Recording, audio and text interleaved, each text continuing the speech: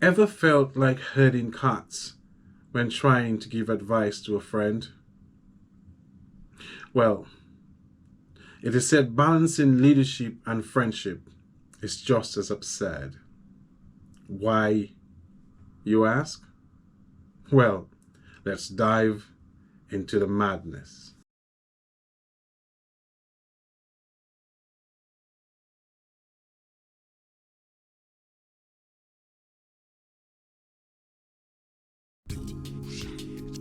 In a cozy, picturesque seaside town named Forsager lived two of my closest childhood friends, Lydia and Medalia.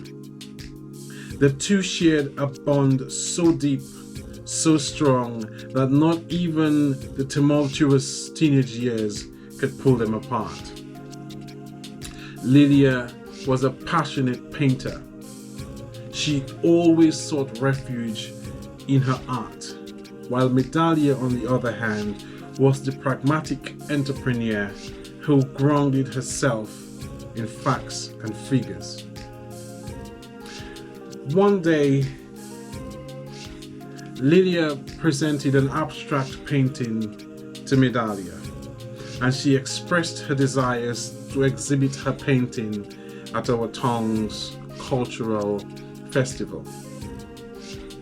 The painting, with its vibrant colors, seemed to embody the chaos, representing Lydia's tumultuous emotions at a very challenging time in her life. The colors also represented our country's violent past associated with its colonial days. Medalia paused for a second, and you could see that she was grappling with her thoughts. She wanted to support her friend, yet there was something amiss about the painting. Something about the painting wasn't sitting right with her. So instead of applauding Lydia like most of us would do in a vain attempt to placate the ones that we love, Medalia delicately shared her perspectives. She advised of minor tweaks while acknowledging the raw emotions that Lydia was able to capture. Like all of us, Lydia was initially upset, but she eventually saw the wisdom of her friend's words. Their bond after this event grew deeper, not in spite of the criticism, but because of it. Medalia had demonstrated the essence of friendship intertwined with leadership. She was able to support her friend and at the same time gently guide her towards the right direction. Hey there, it's me, Egbert.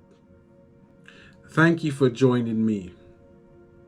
Today, I want to share something that's been on my mind for a while now. You see, like my friend or my friends in the story, we all grapple with the nuances of friendship and leadership on a daily basis. The legendary John Maxwell, in what's fast becoming one of my favorite books on leadership, The 21 Irrefutable Laws of Leadership, talks about the law of connection. He says, leaders touch heart, or leaders touch hearts before they ask for hands. True friendship embodies that connection. And sometimes leading is about touching that heart, understanding the pain, understanding its joy, and guiding it forward. In friendship, sometimes this means guiding without imposing, advising without demanding. But how do you guide a friend? It is such a sensitive topic. such a sensitive area, because this is somebody that you love. This is somebody that some friends we see closer than our family members. How do you guide that person without imposing on them? How do you advise them without demanding that they see things your way? How do you guide your friend without imposing your point of view? How do you advise that person without making demands? How do you strike that balance? Dale Carnegie, in his groundbreaking book, How to Win Friends and Influence People, emphasizes the importance of understanding the other person's point of view. In today's world, we would call that empathy, or empathizing with the other person. And it's about showing a genuine interest and offering a sincere appreciation of the person's situation, the person's fear, and the person's needs. It's about asking questions like, how do you really feel? A question that invites the other person to share their genuine emotions, while you let them know that they are not alone through the simple act of listening, holding your space without judgment, and making that emotional connection with the person. In the book, The Hard Thing About the Hard Things, the author discusses the essence of enduring difficult conversations and decisions. And in the story, my friend Medalia at that time was only being a good friend. However, her actions embodied this principle as she faced an uncomfortable situation, or she had an uncomfortable conversation to ensure her friend's success. Mr. Simon Sinek, in his book Leaders Eat Last, tells us that true leaders prioritize others' well-being.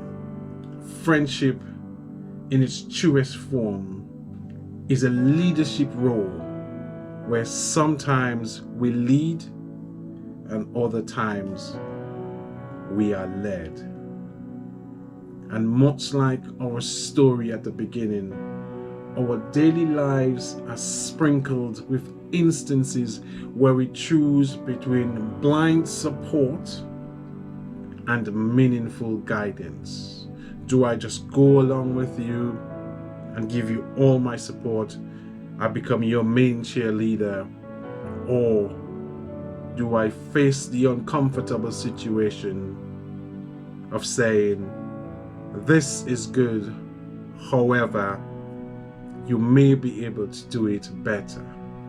And it's these choices that shape our relationships and shape our leadership journey.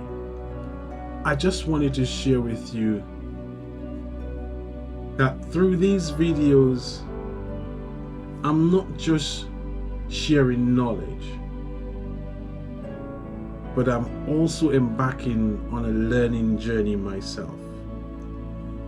Each tale, each instant, for me is a stepping stone towards understanding the intricate dance of life. And as the horizon beckons, I invite you to walk this path with me. Together, let's learn, let's grow, and let's lead, intertwined with the threads of friendship and leadership.